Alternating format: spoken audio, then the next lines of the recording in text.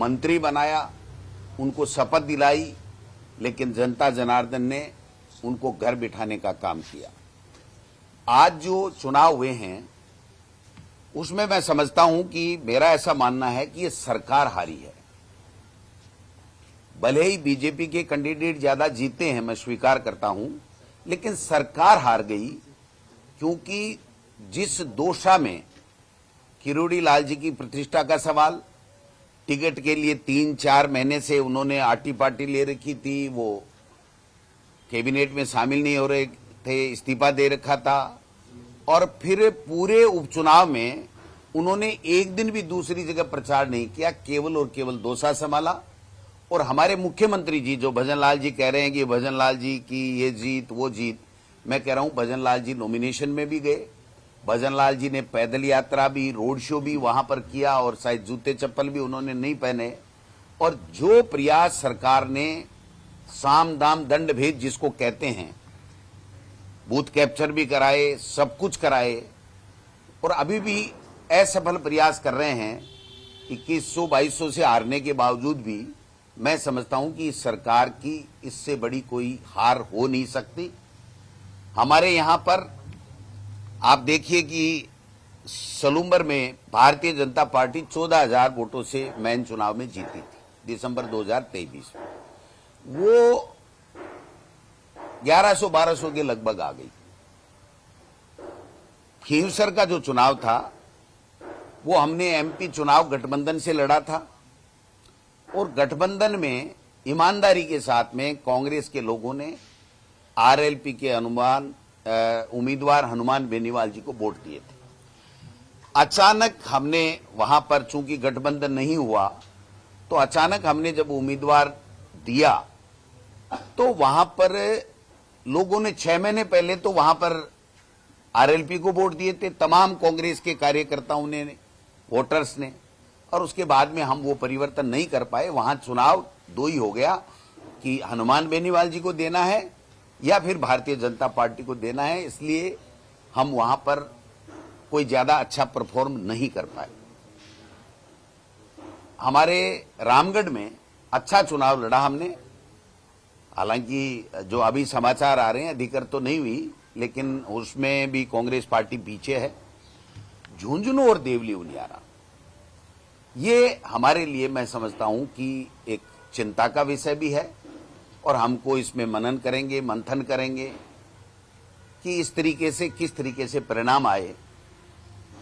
2 निर्दलीय चुनाव लड़े, वो भी एक कारण रहा, लेकिन कहीं न कहीं उसमें हमें गंभीरता के साथ में मनन मंथन करने की आवश्यकता है, क्योंकि हमारे पास में जो मेन चुनाव थे उसमें जो चुनाव जीते हुए थे 4 जगह, झुंझुनू, देवली उनियारा और दौसा, वो तीनों एमपी बन गए।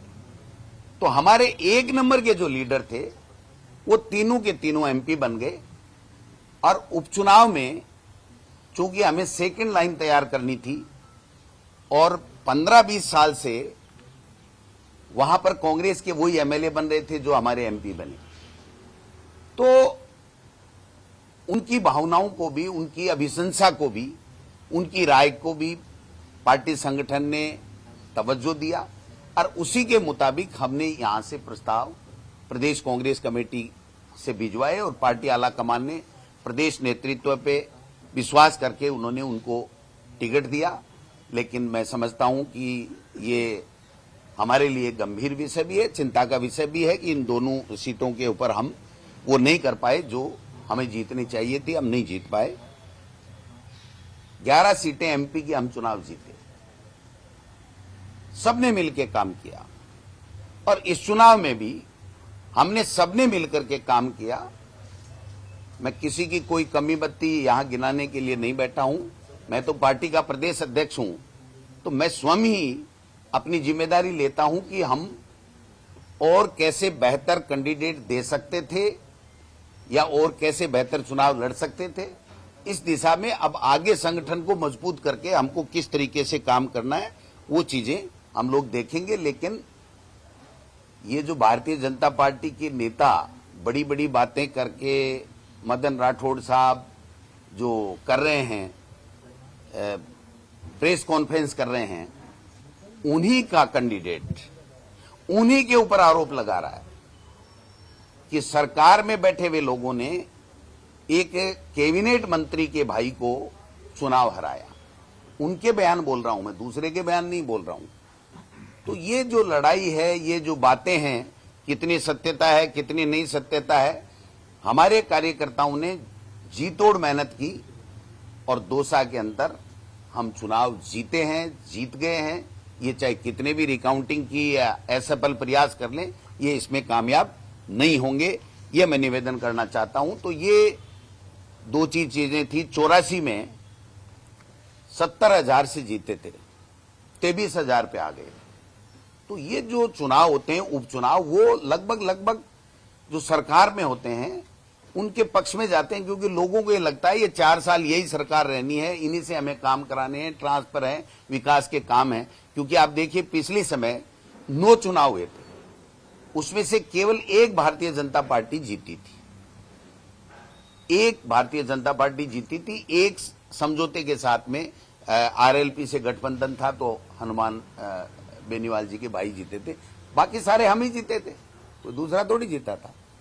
तो निश्चित रूप से थोड़ा सा एज रहता है सरकार का, लोगों में ये रहता है कि हमें काम कराने हैं और 4 साल यही सरकार रहनी है। लेकिन मैं ये कहना चाहता हूं कि सरकार ज्यादा खुश नहीं हो।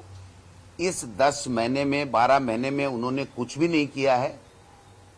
और आप देख लीजिए, अगर कुछ किया होता तो एक मंत्री, मुख्यमंत्री सारा जोर लगाने के बावजूद भी, इतना बड़ा कद्दावर नेता है, वो चुनाव नहीं हारता।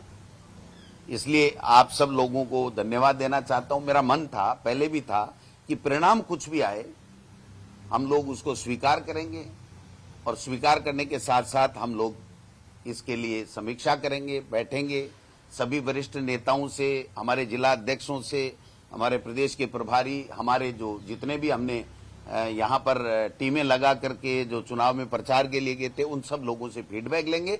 और फीडबैक लेने के बाद में हम लोग इसको और कैसे ठीक करके और आगे कैसे इस सरकार को घेर सकते हैं, और आगे आने वाले पंचायत राज के चुनाव और नगर निकाय चुनाव में हम कैसे कांग्रेस पार्टी को जीत दिला सकते हैं, इस दिशा में हम लोग काम करेंगे। सर, 7 सीटों में जिस पर सबसे बड़ी हार हुई है झुंझुनू में, उस सीट पर कांग्रेस के नेताओं को दूर रखा गया, ऐसा क्यों हुआ?